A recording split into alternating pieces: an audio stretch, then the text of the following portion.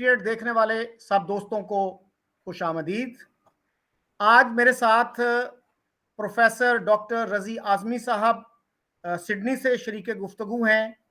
वो एक पाकिस्तानी हैं। उन्होंने अमेरिका से पीएचडी की, उसके बाद अमेरिका, मोरक्को और पाकिस्तान में पढ़ाते रहे और इनको सैर व सियाहत का बहुत शौक़ है और ये अब तक 96 मुल्कों की सैर कर चुके हैं और इस मौजू पे उनकी एक किताब अभी पब्लिश हुई है। उनके साथ मौजूद हैं अरविंद सहारन। अरविंद सहारन का ताल्लुक इंडिया से है और इनका ताल्लुक इंडिया से है और ये न्यूजीलैंड में मुकीम हैं। प्रोमिनेंट सोशल एक्टिविस्ट हैं। सरहद के उस पार के नाम से यूट्यूब पर अपना एक चैनल चलाते हैं। तो आज हम जिस मौजू पर गुफ्तगू करना चाह रहे हैं वो बहुत अहमियत रखता है दोनों मुल्कों के अवाम के लिए। तो मौजू ये है कि इंडिया और पाकिस्तान अमन से एक दूसरे के साथ क्यों रह नहीं सकते। अरविंद, मैं आपसे गुफ्तगू का आगाज करना चाहता हूं।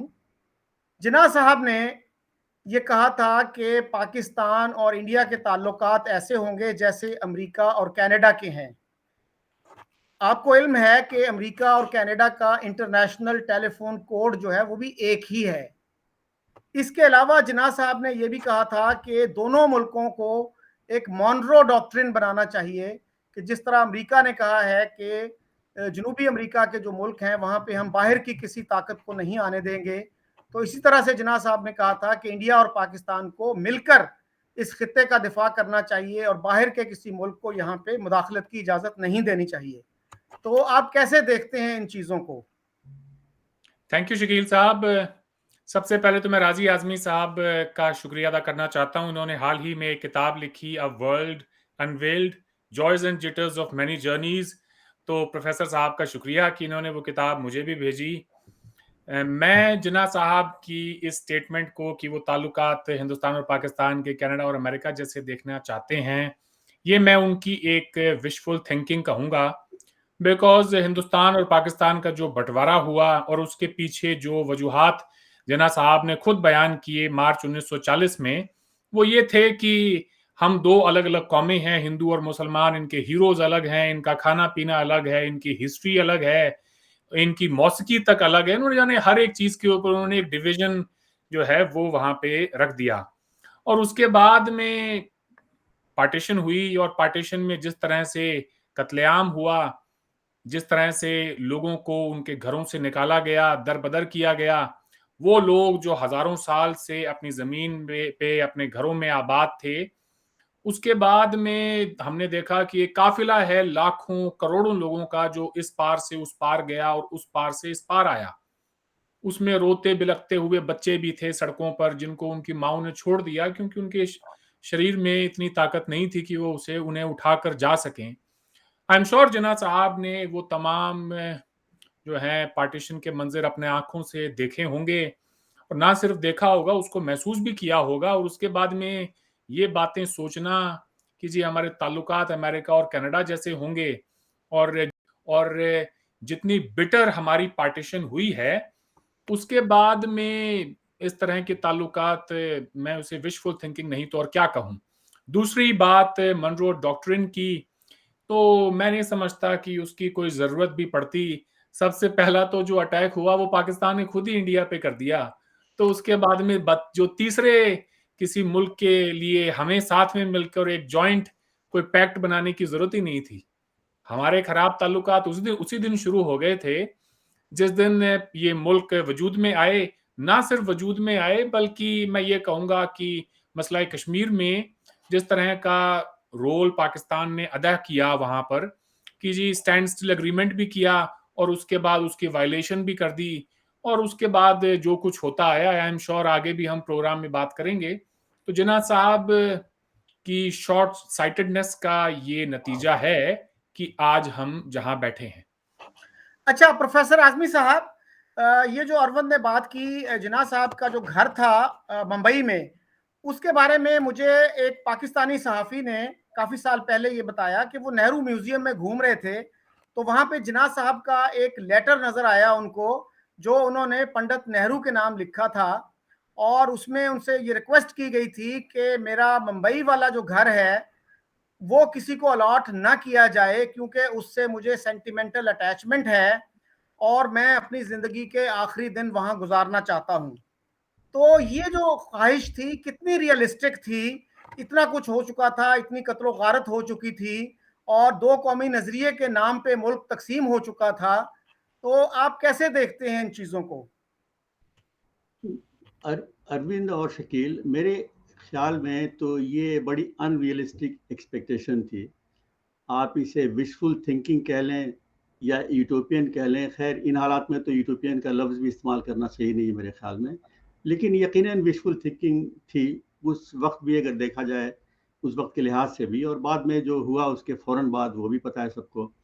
और रही पार्टीशन की बात, मेरे ख्याल में पार्टीशन न हो सकता था और न हुआ है।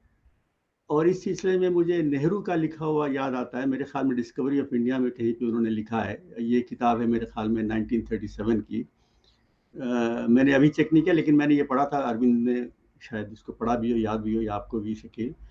उन्होंने लिखा कि अगर कि अगर जिन्ना साहब का ये कहना दुरुस्त है कि इंडिया में दो कौमें रहती हैं, हिंदू और मुसलमान, तो मेरा तो ये कहना है कि हिंदुस्तान में दो कौमें नहीं, बल्कि हिंदुस्तान के हर गांव में 5 या 10 कौमें रहती हैं। This is what he said and that is very realistic. अभी आप हिंदुस्तान में जाएं तो आप देखें कौन सी ऐसी जगह है जहाँ पे मुसलमान, ईसाई, सिख, पारसी नहीं है। पाकिस्तान में भी कुछ इलाकों में आप जाएं तो आपको मिलेंगे, लेकिन पाकिस्तान में चले काफ़ी हद तक जो माइनॉरिटीज़ थी वो चली गई है, लेकिन इंडिया में मुसलमान जो हैं वो 15% है, उसके अलावा 2% सिख, और पूरे इंडिया में ये फैले हुए ईसाई। तो वो पार्टीशन न हो सकता था, न हो सकता है on the basis of two nation theory और एनी नेशन थियरी। वो एक लाइन खींच दी गई, वो उसमें उधर ज़्यादा हिंदू रह गए, इधर ज़्यादा मुसलमान रह गए, दैट इज़ व्हाट हैपेंड। और इसी तरह से जिस तरह से कि वहाँ पे मिडिल ईस्ट में बड़ी सारी लाइनें हमने खींची गई अंग्रेज़ों ने और फ्रांसीसियों ने मिलके, उसके नतीजे अब भी वहाँ पे सामने आ रहे हैं। बहरहाल एक्सपेक्टेशन वाज अनरियलिस्टिक, लेकिन उससे कतई नज़र मेरा ख्याल है कि दोनों मुल्कों में ये 12 बार कहा जा चुका है अवाम की तरफ से, लीडरान की तरफ से, कि भाई हमारे ताल्लुकात बेहतर होने चाहिए और अच्छे होने चाहिए। अच्छा अरविंद, आप कैसे देखते हैं इस ख्वाहिश को कि हमारे ताल्लुकात अच्छे होने चाहिए? कश्मीर की आपने बात कर दी, उससे पहले जूनागढ़ की बात भी हम कर सकते हैं कि जूनागढ़ जो थी पहली स्टेट थी जिसने पाकिस्तान के साथ इल्हाक किया। तो अगर जिन्ना साहब और लियाकत अली खान और जो फाउंडिंग फादर्स थे पाकिस्तान के, वो अच्छे ताल्लुकात चाहते थे, तो फिर उन्होंने जूनागढ़ की एक्सेशन किस लॉजिक के तहत कबूल की? और जिन्ना साहब जोधपुर की एक्सेशन भी पाकिस्तान के साथ करना चाहते थे, और ऐसी खबरें भी हैं कि उन्होंने एक ब्लैंक चेक दिया, उनको खाली कागज दिया कि इस पे लिख दो जो शराइत चाहिए हैं आपको।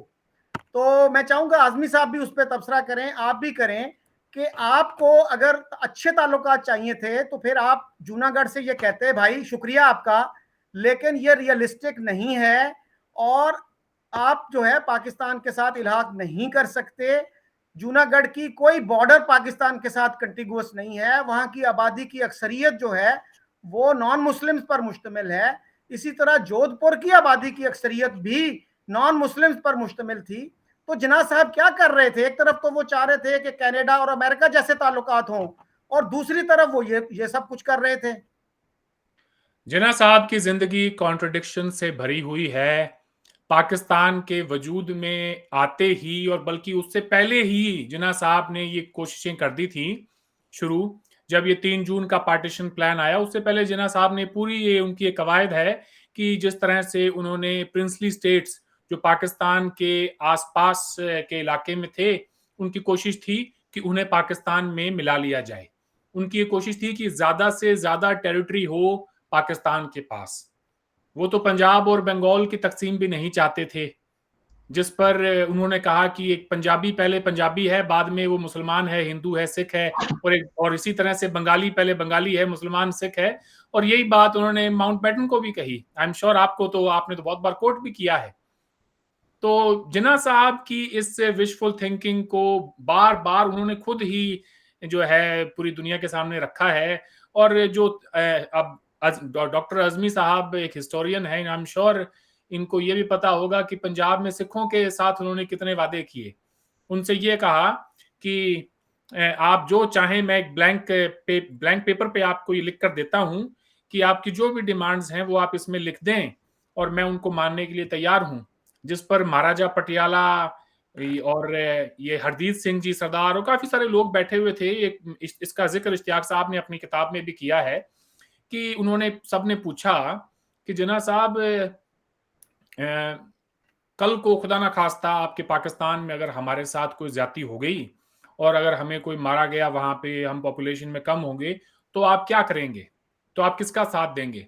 तो जिन्ना साहब ने कहा कि my friend, in Pakistan my word is going to be the word next to God.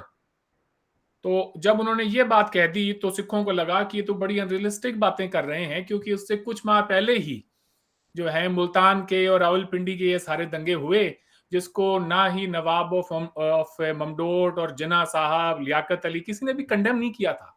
जब किसी ने कंडेम ही नहीं किया है तो वो ये कहने लगे कि इसको तो इस बात को तो कुछ महीने भी नहीं बीते हैं और इनकी तरफ से कोई कंडेमनेशन नहीं आई थी, तो आगे आने वाले वक्त में क्या होगा कि क्या नहीं होगा। उन्हें वो मीटिंग वहीं खत्म हो गई, उन्होंने थैंक यू कहा और बात खत्म हो गई। And then the Sikhs decided to join India. उन्होंने कहा, और जिन्ना साहब ने की कोशिशें करना ही, महाराजा जोधपुर को ये कहना कि हम आपको एक फ्री एक्सेस देंगे, आपको जोधपुर से कराची तक का, आप ट्रेन से, उनका हथियारों का कारोबार था बड़ा, कि आप यहां से अपनी मैन्युफैक्चरिंग करें हथियारों की और उन्हें बाय ट्रेन आप जोधपुर से कराची लेकर जाएं, कराची बंदरगाह तक आपको हम पूरी कंप्लीट एक्सेस देंगे। तो ये कोशिशें अपने आप में ही दो कौमी नजरिए की जो है नफी कर देती हैं। तो इस पे कोई क्या कह सकता है? जी अच्छा प्रोफेसर आजमी साहब, हम पाकिस्तान में जब भी कश्मीर की बात होती है तो सबसे बड़ा आर्ग्यूमेंट ये दिया जाता है कि जी कायदे आजम मोहम्मद अली जिन्ना ने कहा था कि कश्मीर पाकिस्तान की शाह रग है। तो इस पे जो है ये सवाल पैदा होता है कि अगर पाकिस्तान की शाह रग वाकई कश्मीर है तो पाकिस्तान 74 साल से जिंदा कैसे है? तो पाकिस्तानी कभी इन बातों का तनकीदी जायजा क्यों नहीं लेते? भाई इसका जवाब तो मेरे पास नहीं है कि क्यों नहीं लेते, लेकिन ये बात तो साफ जाहिर है कि पाकिस्तान में लोगों को कई डेकेड से जिस तरह ब्रेन वॉश किया गया है, उसमें तो वो किसी चीज़ पे इस तरह की कोई भी, वो चाहे वो साइंस हो या करंट अफेयर्स हो, वो सवाल तो कम ही करने पे आते हैं। और जब बात आती है पाकिस्तान की और हिंदुस्तान की, तो उसमें तो जाहिर है कि जिस तरह उनको बताया गया है, या जो आप उसे ब्रेन वॉशिंग कह लें, किताबों में जैसे पढ़ा है, अपने स्कूल में जिस तरह सुनते हैं, वो उसे बिलीव करते हैं। तो उस पे अब हम बहस करके क्या करेंगे, लेकिन जाहिर है कि अगर कश्मीर के बगैर पाकिस्तान जिंदा है इतने सालों से, तो यकीनन उसमें कोई हकीकत नहीं है। अच्छा आजमी साहब, कश्मीर की भी बात अगर हम करते हैं तो एक साहब हैं लेफ्टिनेंट कर्नल सिकंदर बलोच, उन्होंने 2013 में नवाए वक्त में ये लिखा। नवाए वक्त आपको पता है कि it is considered the most patriotic newspaper, के नजरिया पाकिस्तान का ये अलंबरदार है और सबसे मुहिब वतन जो है अखबार है ये। उसमें एक रिटायर्ड मिलिट्री ऑफिसर ये लिख रहे हैं कि कश्मीर के अलहाक के लिए इंडिया के साथ जो उसकी एक्सेशन हुई, सबसे बड़ा फैक्टर वो ट्राइबल इन्वेजन था। वो ट्राइबल इन्वेजन ना होता तो कश्मीर का इल्हाक इतनी आसानी से इंडिया के साथ नहीं होता। उसके बाद उन्होंने कहा कि हमने उनके साथ स्टैंड स्टिल एग्रीमेंट किया था, इसके बावजूद हमने उनकी सप्लाईज रोक दी। कश्मीरियों की सारी सप्लाईज रावलपिंडी से जाती थी, मट्टी के तेल से लेके दाल और चावल तक, वो हमने रोक दी। वो लिखते हैं कि जब हमें कश्मीरियों का दिल जीतने की जरूरत थी, हमने उन्हें भूखों मारने की कोशिश की। तो ये बातें जो हैं पाकिस्तान के अवाम को क्यों नहीं बताई जाती? सिर्फ ये बताया जाता है कि कश्मीर हमारे शाहरग है, इसके लिए लड़ जाओ, मर जाओ, इसके बगैर हम जिंदा नहीं रह सकते। जब तक कश्मीर का मसला हल नहीं होगा, हम इंडिया के साथ दोस्ती तो दूर की बात है, नॉर्मल रिलेशंस भी नहीं रखेंगे, ट्रेड भी नहीं करेंगे। ये एटीट्यूड कहां से आया सर? भाई पहले भी मैं कह चुका हूं और तकरीबन हर कोई ये बात कह चुका है और सुन चुका है कि ये पाकिस्तान में जिस तरह से ब्रेन वॉशिंग हुई है लोगों की, उसका रिजल्ट आपके सामने है। लेकिन आपने जिसको कोट किया वो पाकिस्तान का बड़ा पेट्रियोटिक उर्दू अखबार, और वहाँ पे अगर अगर कर्नल साहब ने ये लिखा है तो यकीनन ऐसे लोग हैं जो पेट्रियोटिक भी हैं और बड़े ओहदेदार भी हैं कि वो इस बात को मानते हैं कि पाकिस्तान ने बहुत गलतियां की। ये बात तो आपके प्रोग्राम में मैं बड़े लोगों को सुन चुका हूँ, उसमें किसी ने भी सराहा नहीं कि जूनागढ़ की एक्सेशन जो एक्सेप्ट की पाकिस्तान ने, यकीनन नहीं करना चाहिए था। किसी ने भी नहीं सराहा, चाहे वो कितने भी हाइपर पेट्रियोटिक भी पाकिस्तान हो, लेकिन अब वो सारे मानते हैं कि ये एक गलती थी और बड़ी सारी और भी गलतियां हैं, और वो अब 70 साल पुरानी हो गई। तो यकीनन अब ये वक्त है कि पाकिस्तान और इंडिया दोनों अब ड्राइंग बोर्ड पे जाके बातें करें कि अपने ताल्लुकात किस तरह ठीक कर सकते हैं।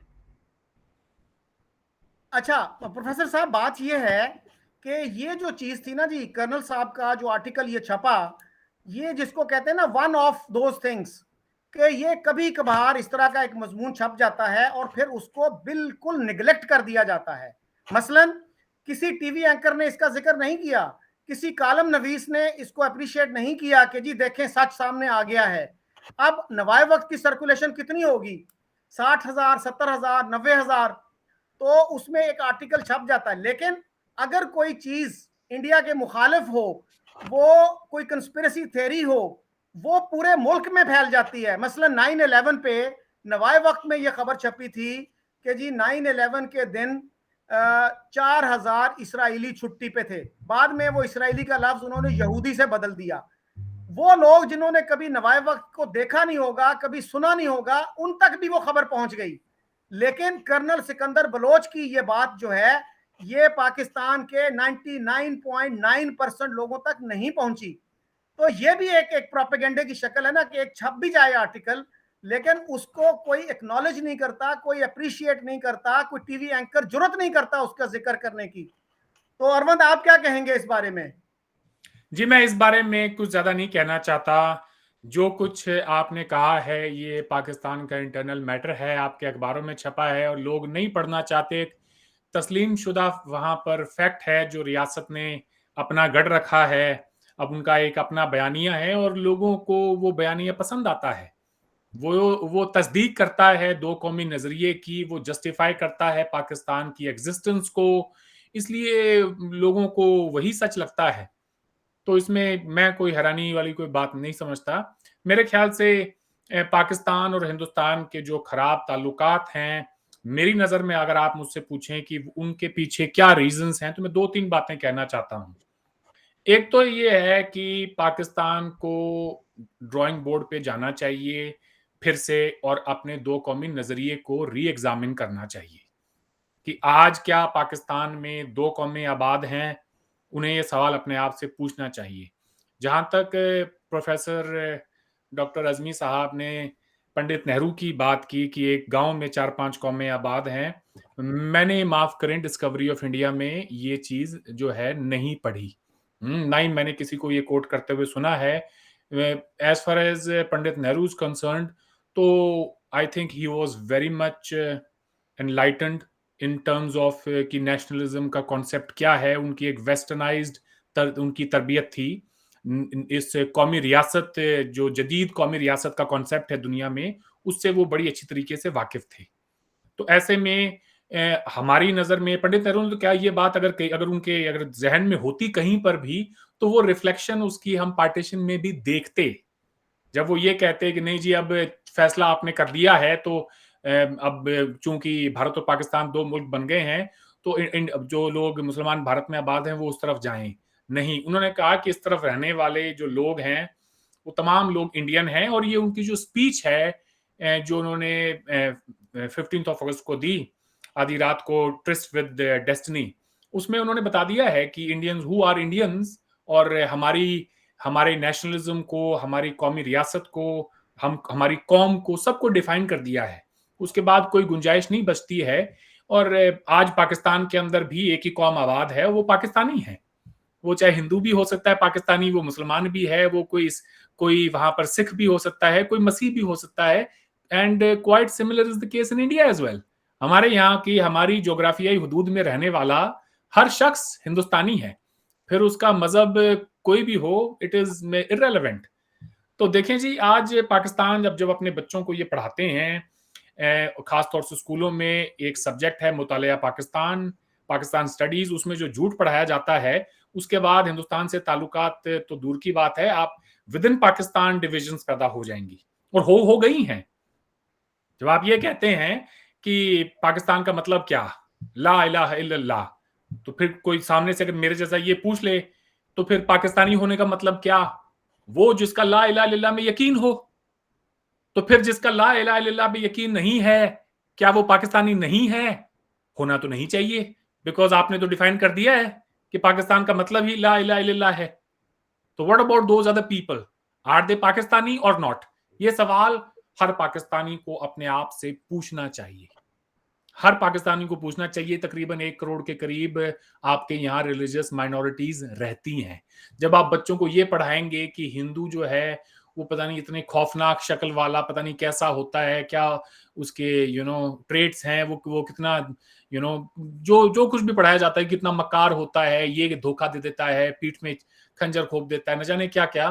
तो उसके बाद में with in your own country आपकी जो मेजोरिटी है वो आपकी माइनॉरिटी को शक की नजर से देखेगी, और मैं नहीं समझता कि ये कोई अच्छी बात है। जिन्ना साहब की उन बातों को हर पाकिस्तानी कोट करता है जिसमें वो अपना फायदा देखते हैं। मसलन कि जी कायदे आजम ने कह दिया था कि हमारी तो कश्मीर शारग है, इसलिए हम तो कश्मीर नहीं छोड़ सकते। कायदे आजम ने तो बहुत सारी बातें कही थी, क्या आप उन पर अमल करेंगे? Not at all. कायदे आजम जिस तरह के ताल्लुकात चाहते थे, अगर आपकी एस्टेब्लिशमेंट तय कर ले कि वैसे ताल्लुकात हिंदुस्तान और पाकिस्तान के होने चाहिए, तो मैं नहीं समझता उसको कोई डिरेल कर सकता है। एक तरफ लाहौर डिक्लेरेशन हो रही है, दूसरी तरफ करगिल पे चढ़ाई कर दी जाती है। ये तो बजाहिर कॉन्ट्राडिक्टरी इकदाम है। ये अपने आप से कोई पूछे बैठकर कि हाउ इज इट पॉसिबल कि हमारी सिविल लीडरशिप जो है वो वाजपेयी साहब के साथ में डिक्लेरेशन साइन कर रही है, और ठीक उसी वक्त हमारे कुछ जो आर्मी के ऑफिसर्स हैं वो एक इंडिया के अंदर ऑपरेशन प्लान कर रहे हैं। तब अगर कोई नवाज शरीफ खड़ा होकर ये कहता है कि वाजपेयी साहब अगर ये फील करते हैं कि उनकी पीठ पर खंजर खोपा गया है तो वो ठीक फील करते हैं, अगर मैं उनकी जगह होता तो मैं भी वही महसूस करता। और हुआ क्या उसके बाद? लोगों ने कहा नवाज शरीफ गद्दार है। मैं तो समझता हूं कि असल में मुहब्बे वतन ही वही है जो कि अनपॉपुलर बात करे और ये कहे अपनी आवाम को कि जो हमने किया वो गलत था। अगर वो गद्दार है, इसका मतलब जिन लोगों ने कारगिल का ऑपरेशन किया असल में जो है देशभक्त हम जिनको इंडिया में कहते हैं, क्या वो लोग हैं जिन्होंने वो जंग की? I don't think so. तो बहुत सारी बातें हैं जी, कोई क्या कोई कहे, कहां से शुरू करे? एक मुतालिया पाकिस्तान जो मैंने कहा, Pakistan has to reexamine और उसमें चेंजेस करने पड़ेंगे। आई थिंक हमारे यहाँ पे हम क्यों नहीं पढ़ाते अपने बच्चों को ये सब? हम उन्हें 65-71 कारगिल और न जाने क्या क्या इन जंगों के बारे में क्यों नहीं बताते? हम उनको पार्टीशन के बारे में क्यों नहीं पढ़ाते? पाकिस्तान को भी वही करना है। पाकिस्तान को भी उन चीजों को ग्लोरीफाई नहीं करना है। डिफेंस डे फॉर इंस्टेंस 6 सितंबर को आप मनाते हैं, किस चीज की खुशी में भाई? आपके एम्स एंड ऑब्जेक्टिव्स थे कि हम कश्मीर को फतेह करेंगे। Operation grand slam, operation Gibraltar की शक्ल में हिंदुस्तान के ऊपर चढ़ाई करी, और बाद में 6 सितंबर को यह कह रहे हैं कि जी हमने बड़ी बहादुरी से अपना दिफा किया। ओ भाई, आपने तो जंग की शुरुआत की है। अगर आप जंग की शुरुआत करेंगे और उसके बाद में आप अपना दिफा नहीं कर पाएंगे तो फिर then what's the purpose? Why don't they tell the people of Pakistan कि we were the ones who started the war? Defence day मनाने का और पूरा जो मलबा है वो अगली पार्टी पे डाल दो इंडिया पे कि जी इंडिया ने रात के अंधेरे में हम पर हमला किया, हम बहादुरी से लड़े, अपना दिफा किया। कितना बड़ा झूठ है ये। और जिस झूठ में प्राइम मिनिस्टर से लेके पूरी इस्टेब्लिशमेंट, पूरी गवर्नमेंट मुब्तला है, पूरे मुल्क भर में उसके मुतालिक प्रोग्राम्स किए जा रहे हैं, प्रोपेगेंडा फैलाया जा रहा है। जरा उस पार भी देखो, क्या उनके यहां पर भी कोई ऐसा कोई डे मनाया जा रहा है? Are they propagating lies in the same fashion that the Pakistanis are doing? The answer is a no. It is a resounding no. तो फिर इंडिया पे बात करना, इंडिया पे ब्लेम करना, वो सारा बेमानी हो जाता है। मैं कहां से शुरू करूं? एक एक अगर हम परत खोलते चले जाएंगे, शायद जो है पाकिस्तान के लोगों के लिए इस बात को डाइजेस्ट करना बड़ा मुश्किल हो जाएगा। जी शकील साहब। अच्छा प्रोफेसर साहब, हम नवाए वक्त की बात कर रहे थे। हमारे एक लिबरल कुरानिक स्कॉलर समझे जाते हैं गुलाम अहमद परवेज, उन्होंने एक किताबचा लिखा था हिंदुओं के खिलाफ, हिंदू क्या है और क्या चाहता है, और वो नौजवानों की रहनुमाई के लिए उन्होंने लिखा था।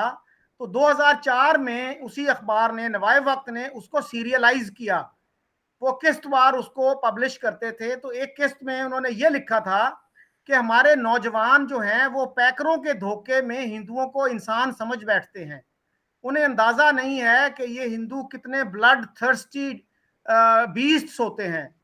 तो इस तरह की लैंग्वेज उन्होंने इस्तेमाल की, लिटरल डिमोनाइजेशन जिसको आप कह सकते हैं। और उस पे किसी जर्नलिस्टिक ऑर्गेनाइजेशन ने, किसी इंटेलेक्चुअल ने, किसी भी प्रोफेसर ने इतराज नहीं किया, and they got away with it. तो सर ये हमारा मीडिया, एक अगर मेन स्ट्रीम मीडिया ये करता है, तो आप क्या उम्मीद रख सकते हैं कि हालात में बेहतरी लाई जा सकती है? शकील, इस पे मैं क्या अपनी बहस करूं या क्या मैं और कहूं? ये जो आपने अभी बात कही, ये इंतहाई काबिल मजम्मत जो आपने हवाला दिया जिस आर्टिकल का, और आपके प्रोग्राम में ये 12 बार इसका जिक्र हो चुका है। मेरा नहीं ख्याल है कि किसी ने भी आपके प्रोग्राम में, किसी पाकिस्तानी ने भी, कितना भी वो हाइपर नेशनलिस्ट हो, पैट्रियोटिक हो, इसका दिफा किया हो कि इसमें सही था। सब इसकी मजम्मत कर चुके हैं। तो मेरे ख्याल में आज अगर हम यहाँ पे करें कोई फ्यूचर की बात, तो वो बेहतर होगा। ये सारी बातें बहुत दफा हो चुकी हैं। और अरविंद, मैं आपकी ज्यादातर बातों से इत्तेफाक करता हूँ, हर चीज से तो खैर नहीं कर सकता, और मेरे ख्याल में आपको भी थोड़ी सी जिससे नहीं करते वो बताएं प्रोफेसर साहब। हाँ, थोड़ा आपको भी मेरे ख्याल में अपने क्रिटिकल पैट्रियट होना पड़ेगा। वो कभी हम और बात कर लेंगे। शकील साहब क्रिटिकल पैट्रियट हैं और होना भी चाहिए, आपको भी थोड़ा होना पड़ेगा। लेकिन जिस मौजू पे हम बात कर रहे हैं उसमें यकीनन India stands on a nobler and higher ground. ठीक है, पाकिस्तान की तरफ से मेरे ख्याल में जो भी उसकी वजूहात हैं उस पर भी हम बात कर सकते हैं। पाकिस्तान की तरफ से काफ़ी गलत फहमी या पैदा की गई, ब्रेन वॉशिंग हुई, और मेरे ख्याल में तकरीबन अब तो सारे ही मानते हैं, including farmer air force chief of Pakistan, के जंगे पाकिस्तान ने शुरू की। वो भी बात अब तो ऑफिशियल लेवल पे, तकरीबन ऑफिशियल तो नहीं लेकिन मेन स्ट्रीम मीडिया में भी वो आ चुकी है, सिर्फ यूट्यूब पे नहीं। तो अब इस पे तो बहस करना बेकार है। लेकिन वो नेहरू का जो कोट था ना अरविंद, मैंने तो वो अच्छी सेंस में कोट किया था कि I have the highest regard for Nehru, और वो बड़े एनलाइटन शख्स थे। उन्होंने कोई नेशन स्टेट की थ्योरी नहीं डिस्कस कर रहे थे, न ये डिस्कस कर रहे थे कि इंडिया नेशन स्टेट है क्या है। उन्होंने जिन्ना साहब की थ्योरी को काउंटर करने के लिए कहा कि if mister Jinnah is right about India consisting of 2 Nations, और पार्टीशन की बात हो रही, तो मेरा ये कहना है कि भाई वो तो हो ही नहीं सकता, जो कि हर गांव में इंडिया में इतनी कौमें, मतलब इन अ जनरल सेंस कौम का आप नेशन स्टेट के सेंस में आप न लें, इतने तरह के, इतने किस्म के लोग रहते हैं कि वो तो आप उसकी बात ही नहीं कर सकते। ठीक है, मैंने सिर्फ इस सेंस में कहा था, वो तारीफन कहा था मैंने। कोई मेरी आपसे गुजारिश है प्रोफेसर साहब, आपका जिस बात से इख्तलाफ हो वो बात रखें मेरे सामने, मैं क्रिटिकल पेट्रियट होके उस पे आपको फिर जवाब देता हूं। हम मसला कश्मीर को भी डिस्कस कर लें तो आगे बात बढ़े। मेरे ख्याल से इन चीजों पे टाइम वेस्ट नहीं करते हैं। मेरा तो ख्याल है कि बहस नहीं कि आप गलत मैं सही, या क्या बात है और क्या हुआ था, बात करते हैं कि क्या मसाइल हैं और आगे चलकर क्या होना। इससे कोई बहस नहीं। ठीक है, आगे पाकिस्तान की जो किताबें हैं वो इंतहाई काबिल एतराज हैं, और मेरा ख्याल है कि पाकिस्तान दुनिया का शायद वाहिद मुल्क है जहाँ पे कि एक सब्जेक्ट एग्जिस्ट करता है जिसका नाम ही है पाकिस्तानी स्टडीज़। वो मेरे ख्याल में तीसरी चौथी या पांचवी से जहाँ से भी शुरू होता है वो चलता है आगे। और यूनिवर्सिटीज़ में हिस्ट्री डिपार्टमेंट नहीं होते हैं लेकिन पाकिस्तानी स्टडीज़ डिपार्टमेंट होता है। मेडिकल की पढ़ाई में पाकिस्तानी स्टडीज़ पढ़ना पड़ता है, इंजीनियरिंग में पढ़ना पड़ता है। ये तकरीबन वैसे ही है जैसे सोवियत यूनियन में ब्रेजनेव और लेनिन के वक्त आप कुछ भी पढ़ें लेकिन आपको लेनिन, स्टालिन या ब्रेजनेव की थ्योरीज पढ़नी पड़ती थी। ये उस तरह सुनिए दुनिया में कहीं पे भी नहीं होता। और पाकिस्तानीज अगर इग्नोरेंट हैं तो उसकी वजह ये है कि I don't even blame them कि उनको जो पढ़ाया जाता है वही वो पढ़ते हैं, उनके टीचर्स भी वही बात करते हैं, इसलिए कि वो टीचर्स भी उसी सिस्टम से पढ़ के निकले, वही किताबें उन्होंने पढ़ी है। मैं तो इस पे आर्टिकल भी लिख चुका हूँ, लेकिन अभी इस पे बात करना मतलब इस प्रोग्राम में कोई मतलब सही। टाइम नहीं है हमारे पास। लेकिन जी बिल्कुल। ये तो सुने, देयर इज नो क्वेश्चन कि इंडिया की किताबों में नफरत नहीं पढ़ाई जाती अभी तक। कम से कम ये मैं कह सकता हूँ कि नफरत नहीं पढ़ाई जा सकती, इसलिए कि वहाँ पे जहाँ पे 15% मुसलमान हो और इतने हो तो और न पढ़ाते हैं न पढ़ाई जा सकती है। Pakistan studies as a subject इंतहाई मिसलीडिंग सब्जेक्ट है ये, और ये फजूल बातें सिखाता। मैं आपको अभी जो मेरा बड़ा बेटा जो स्कूल जाता था बेकन हाउस में इस्लामाबाद में, मैंने उसकी किताब उठाई, बहुत अच्छा स्कूल है वहाँ का। उसमें पाकिस्तान स्टडीज के अपने चैप्टर को खोला मैंने तो शोधा की बात थी। उसके बाद पीआईए की बात आई कि पीआईए दुनिया की बेहतरीन एयरलाइंस में से और दुनिया के लोग इस पे सफ़र करना पसंद करते हैं। अब ये अगर पाकिस्तान स्टडीज में आपने पढ़ाना है तो it is a waste of time and the paper on which the books are printed. लेकिन लोगों को गुमराह किया गया है, उसका नतीजा आपके सामने है। मैं कह सकता हूँ विदाउट फियर ऑफ कॉन्ट्राडिक्शन कि Pakistanis are the one of the most brainwashed and most ignorant people in the world. बड़े लोग इस पे नाराज होंगे, लेकिन इनकी जो मालूमात है दुनिया के बारे में, तारीख के बारे में, वो इतनी सिलेक्टिव है कि शायद नॉर्थ कोरिया ही इससे आगे होगा या बर्मा हो सकता है, लेकिन एक एवरेज नॉर्मल कंट्री में इतनी ब्रेन वॉशिंग नहीं होती है। अच्छा प्रोफेसर साहब, आपने जो बात की ना, मेरे प्रोग्राम में कुछ लोग ये बात कर चुके हैं। सर सारे लोग ये बात नहीं करते, जो लोग करते हैं वो ऐसे लोग हैं जो डिसेंटिंग पर्सपेक्टिव रखते हैं पाकिस्तान की हिस्ट्री पे। मसलन मैंने एक प्रोफेसर उनका इंटरव्यू किया, एम्बेसडर शाहिद अमीन का। उन्होंने इसको जस्टिफाई करने की कोशिश की।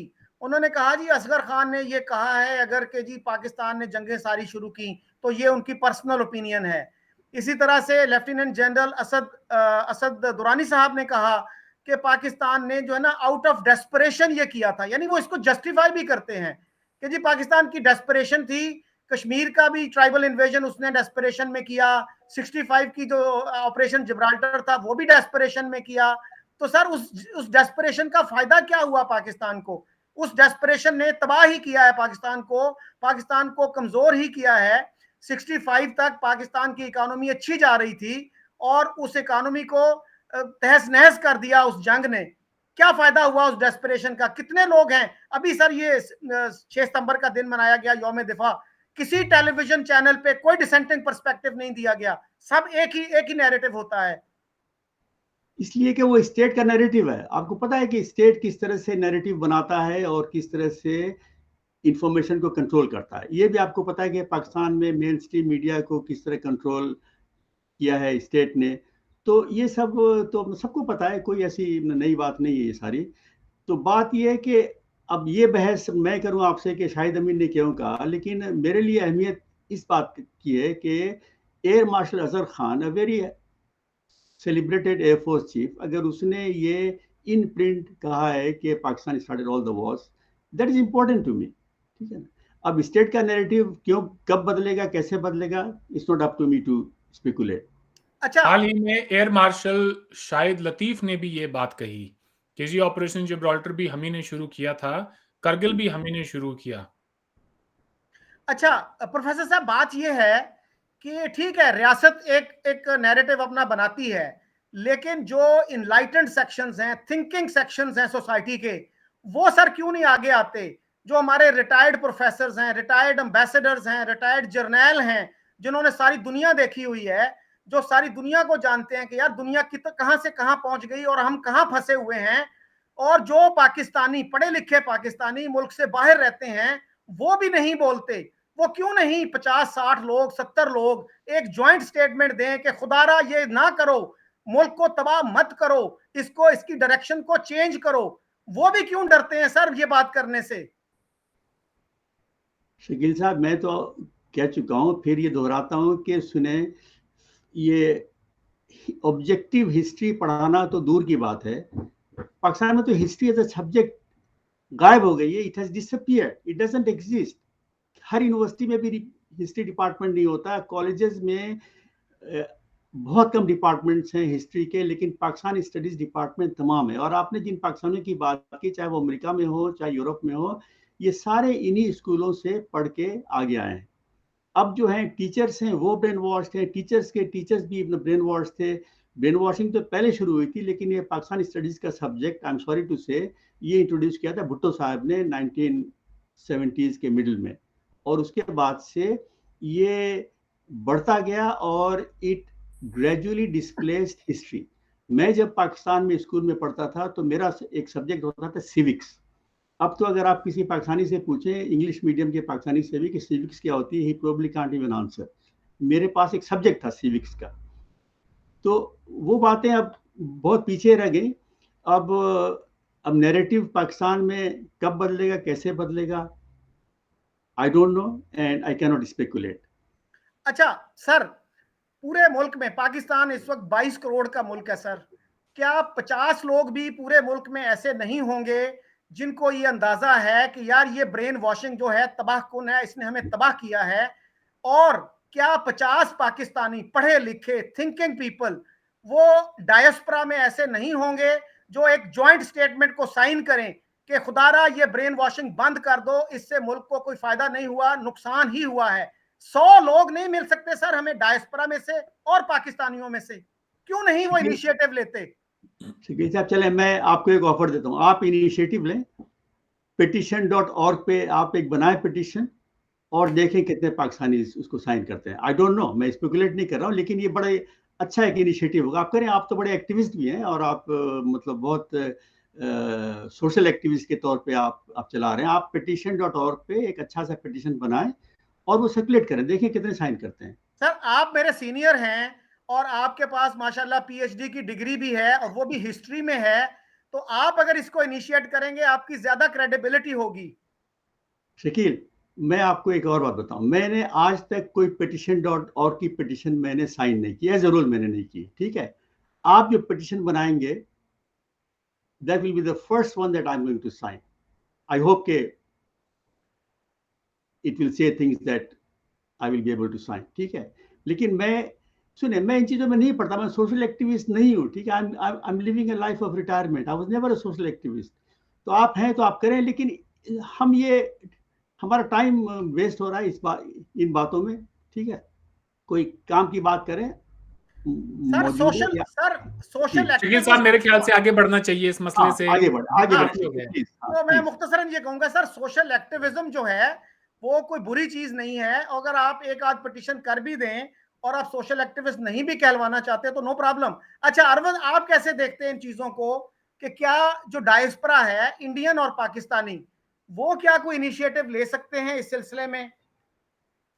पाकिस्तानी डायस्पोरा का जो सबसे बड़ा अलमिया है वो ये है कि पाकिस्तान को वो छोड़ते हैं इस उम्मीद में कि बाहर जाएंगे, एक अच्छी जिंदगी होगी और एक अच्छा लाइफस्टाइल होगा वहां पर।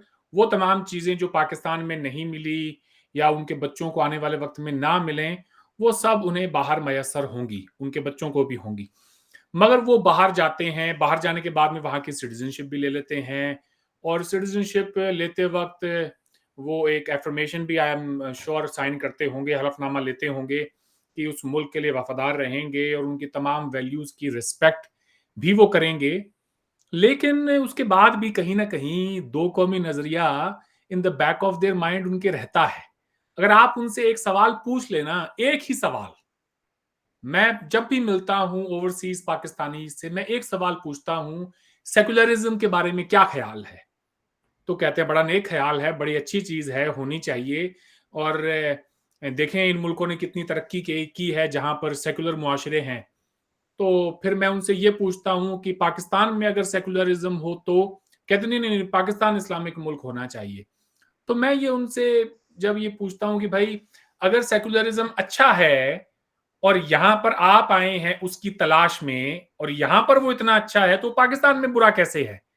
क्या पाकिस्तान में आप वो तमाम अच्छाई, तमाम जो है फैसिलिटीज, तमाम दुनिया में आगे बढ़ने के मौके वो नहीं लाना चाहते? तो कहते हैं लाना तो चाहते हैं, मगर एक इस्लामिक फोल्ड के अंदर। हम ये नहीं चाहते कि पाकिस्तान को एक सेकुलर मुल्क बना दिया जाए। तो फिर मैं उनसे ये पूछता हूं कि अच्छा, अगर ऐसी बात है तो फिर आप पाकिस्तान में जाकर क्यों नहीं रहते? हम्म तो ये कॉन्ट्रडिक्शंस हैं जिनके साथ में ओवरसीज पाकिस्तानीज को रहना पड़ता है। मुझे कोई कहे या हिंदुस्तानियों को कोई पूछे सेकुलरिज्म के बारे में, तो इंडिया में भी हमारा वही जवाब होगा, वही जवाब हमारा बाहर के मुल्कों में भी होगा। उसमें एक हमांगी है, उसमें हमारे दिमाग में कॉन्ट्रडिक्शंस नहीं है। तो ये सवाल मैं राजी साहब से भी पूछना चाहता हूं कि राजी साहब, आप सेकुलरिज्म के बारे में क्या ख्यालात रखते हैं, और अगर नेक ख्यालात हैं तो क्या पाकिस्तान को भी एक सेकुलर मुल्क होना चाहिए? आपने मुझसे ये सवाल किया, मैं थोड़ा सरप्राइज हूँ इसलिए कि किसी हद तक मेरे व्यूज अभी तक सामने आ चुके हैं। तो मैं तो 100% सेकुलरिज्म का हामी हूँ हर मुल्क के लिए। इसमें तो कोई सेकंड ओपिनियन मेरे नजदीक नहीं हो सकती। उन पाकिस्तानियों को आप क्या कहेंगे जो ये लेकिन कहते हैं? पाकिस्तान में आई एम नॉट सरप्राइज कि पाकिस्तानियों का जो ख्याल है वो इसलिए कि पाकिस्तान में सेकुलरिज्म का ट्रांसलेशन उर्दू में ऐसा बनाया गया है, लादीनियत। हाँ भाई शकील, ये सही कह रहा हूँ मैं? That's right. लादीनियत। अब लादीनियत के डेफिनेशन पे कौन सा पाकिस्तानी है वो कहेगा कि हाँ जी मैं लादीनियत के निज़ाम का हामी हूँ। तो ये तो लोगों को बताना चाहिए कि तो सेकुलरिज्म के माने लादीनियत नहीं है, और अगर लादीनियत है तो लानत है उन तमाम पाकिस्तानियों पे जो बाहर के मुल्कों में जाके सेकुलर मुल्कों की सिटीजनशिप लेते हैं। ये तो किसी ना किसी को इनिशिएटिव लेना होगा। मेरे एक बड़े अच्छे दोस्त हैं जिनसे मैंने कहा यार अपने लोगों को कहो ये बात कि इसका मतलब लादीनियत नहीं है। वो कहने लगे कि ये एक तस्लीम शुदा फैक्ट बन गया है, अब इसके खिलाफ कोई बात करेगा, इट इज लाइक कि उसके पीछे लोग पड़ जाएंगे, सारा मुआशरा उसके पीछे पड़ जाएगा। तो अब उन तमाम पाकिस्तानियों को जो ओवरसीज रहते हैं वो इस कॉन्ट्रडिक्शन के साथ कैसे जिंदगी अपनी बिता सकते हैं? अगर इस्लामिक निज़ाम अच्छा है तो फिर आप वहां क्यों नहीं चले जाते, और वहां जाके और वहां के हिसाब से जिंदगी क्यों नहीं बसर करते? इन मुल्कों में आके यहाँ तो हर चीज हराम है। मेरे एक दोस्त हैं कहने लगे कि नहीं नहीं, मुसलमान जहां कहीं भी हो वो आखिरत की तैयारी करता है। मैंने कहा यार यहाँ तुम डॉलर कमाने आए हो, डॉलर की बात करो, क्यों तुम ये कह रहे हो कि आखिरत बनाने आया हूं? यहाँ का बैंकिंग निजाम सूद पर बेस्ड है। यहाँ पर आपको सुपरमार्केट में चले जाएं, कहीं पर आपको सूअर का गोश्त भी दिखाई देता है, लड़कियां तंग तंग कपड़ों में भी होती हैं, शराब भी आम है। हर चीज जो इस्लामिक निजाम के मुताबिक हराम है वो यहाँ है। अब ऐसे में अगर आप ये कहें कि एक आइडियल मुआशरे को तलाश करने आपने हिजरत की और आप यहाँ आए हैं, तो ये आपकी बहुत बड़ी, मैं कहूंगा कि गलतफहमी है। वो आइडियल मुआशरा तो पाकिस्तान में नहीं है। वहां का बैंकिंग सिस्टम भी सूद पर बेस्ड है। लोगों को इस मुगालते से बाहर निकालें। खुदारा बहुत वक्त बीत चला है। पाकिस्तान एक जीता जागता मुल्क है जहां 25 करोड़ लोग रहते हैं, उनकी जिंदगियां बेहतर करें। उसके लिए जरूरी है कि लोगों को एक ग्लोबल जो एक पूरी दुनिया है उसके साथ जोड़ा जाए, और वो जोड़ने का तरीका यही है कि जो दुनिया का निजाम है उसको पाकिस्तान भी कबूल करे। एक 1.5 ईंट की लायदा मस्जिद खड़ी करके आप कब तक आगे बढ़ते रहेंगे? एक छोटी सी बात यहाँ पर मैं आपके व्यूअर्स के लिए कहना चाहता हूं। और जब इंसान सोच के सागर में गोते लगाता है तो मुमकिन है कभी कभार कोई मोती भी निकाल के ले आता है।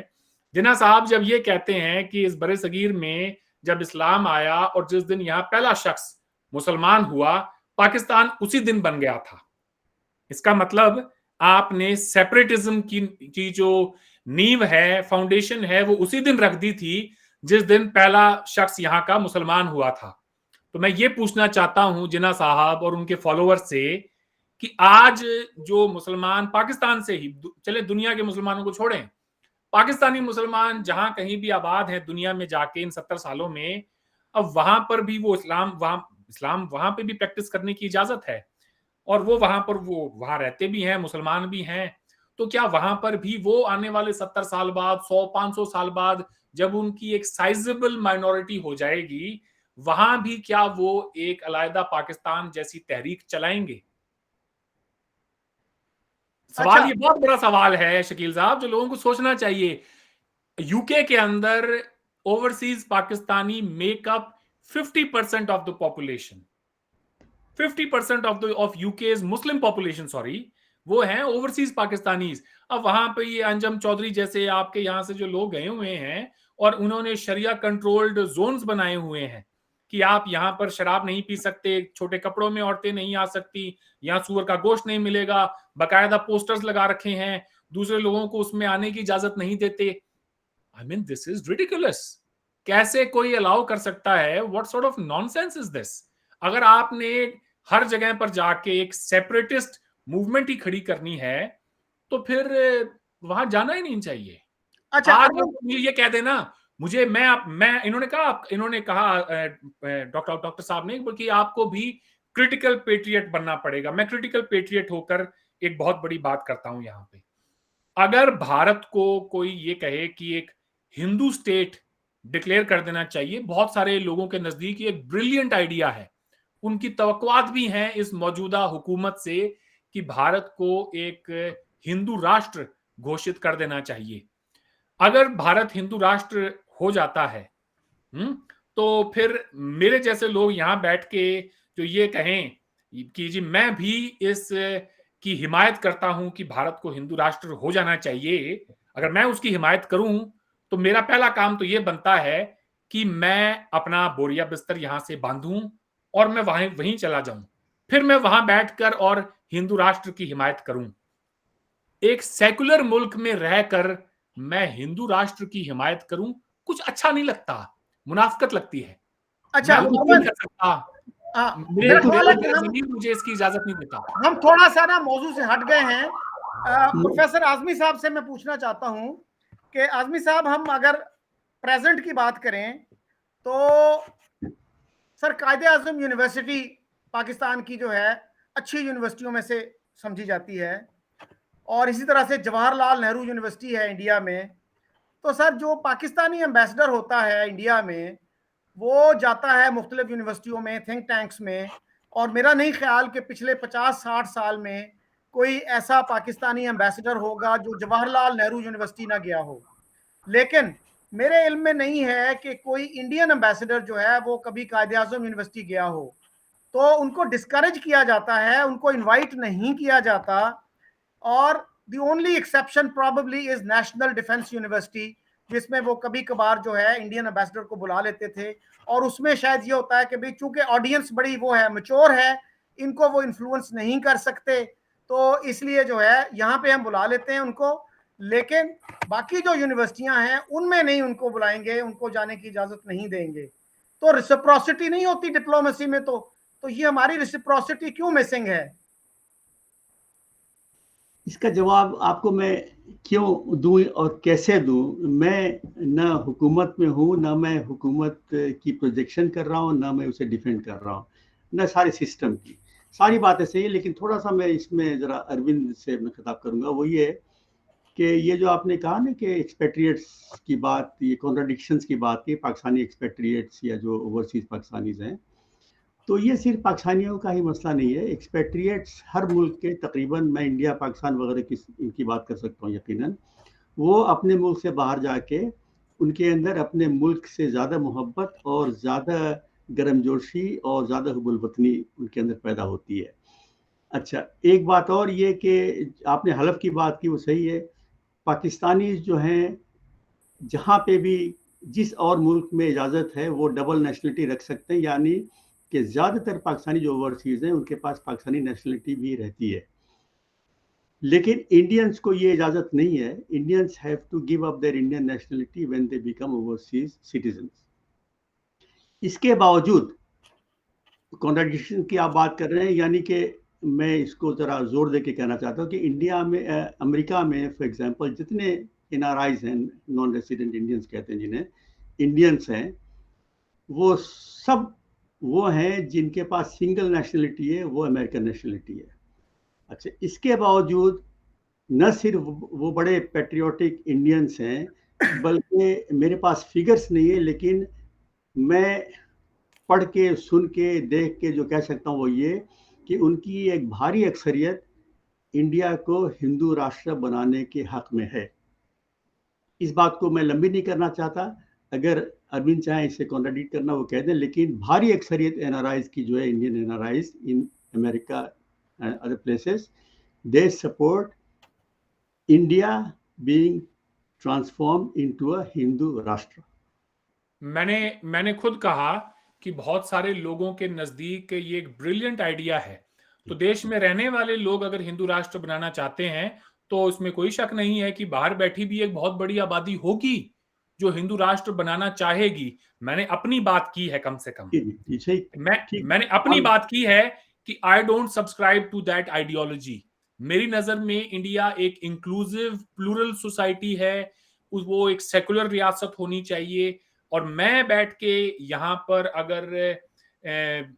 अगर मैं ये कहूं कि इंडिया को हिंदू राष्ट्र होना चाहिए तो मुझे यहाँ रहने का कोई हक नहीं है। मॉरली मैं अपनी बात कर सकता हूं। शकील साहब, आपके सवाल का जवाब मैं देना चाहता हूं, if you don't mind please.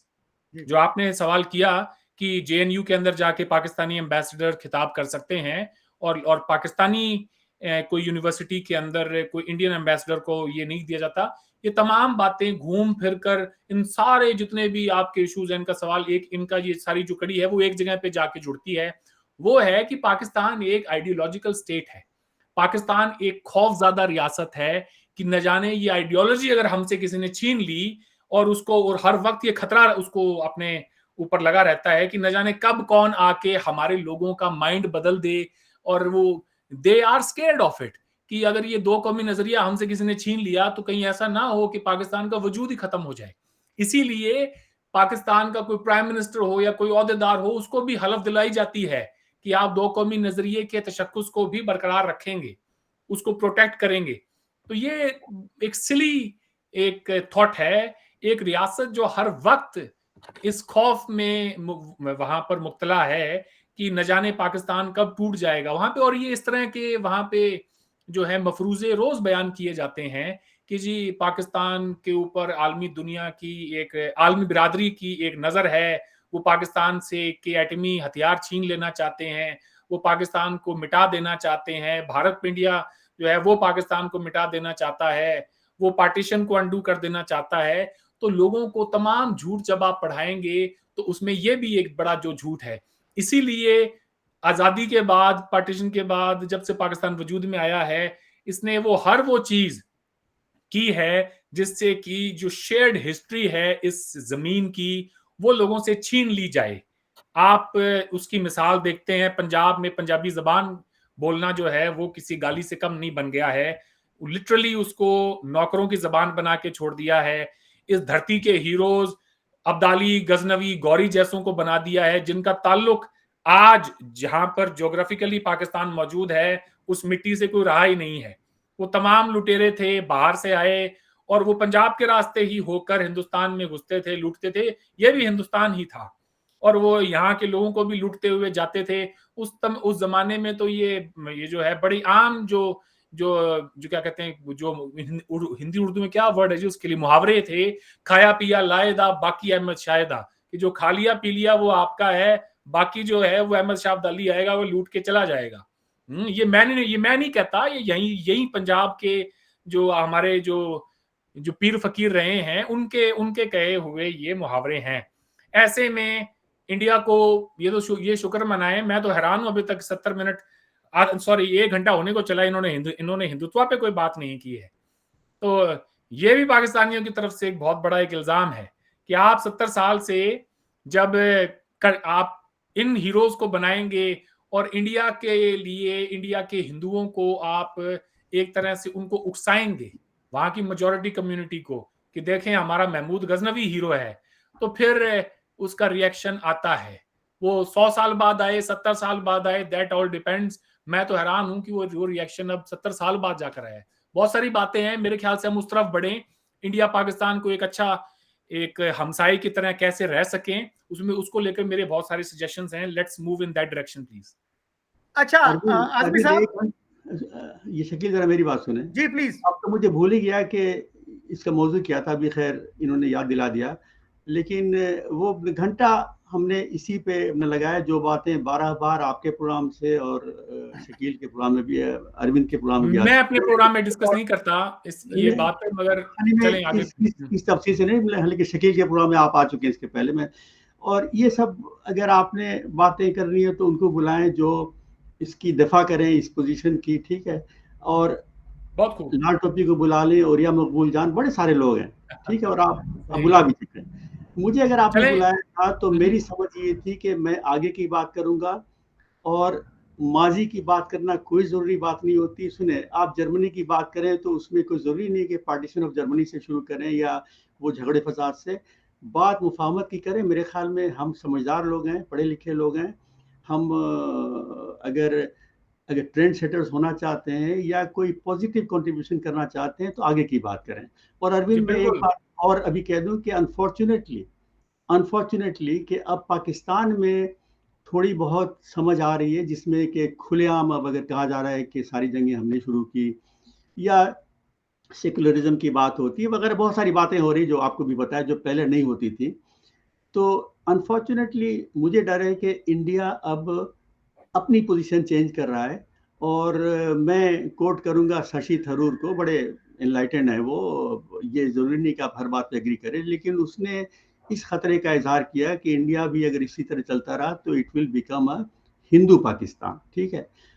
यकीनन इंडिया की पोजीशन इतनी रिजिड हो चुकी है और इंडिया में भी ब्रेन वॉशिंग किसी हद तक इतनी हो चुकी है कि इंडिया की पब्लिक जो मुफाहमत चाहती थी, जो ट्रेड की बात करती थी, दोस्ती की बात करती थी, टूरिज्म की बात करती थी, अब वहाँ पे नफरत इतनी बढ़ गई है कि मैं तो ये डरता हूँ कि शायद अब ये नामुमकिन ना हो जाए इंडिया और पाकिस्तान में दोस्ती होना.